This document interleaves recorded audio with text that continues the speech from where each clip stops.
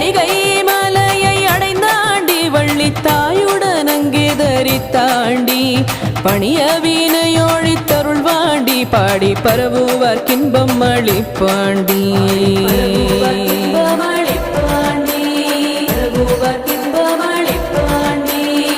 மந்திரமாவதும் அவன் தாண்டி நல்ல மாமருந்தாவதும் அவன் தாண்டி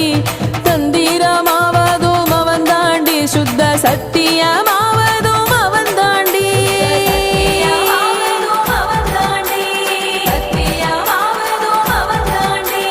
நானேனும் மாணவம் விட்டவர்க்கே அவன் நாளும் பணிவிடை செய்வாண்டி கானேனும் கூந்தல் படைத்த வள்ளி காலில் காதலாய் வீழ்ந்து பணிந்தாண்டி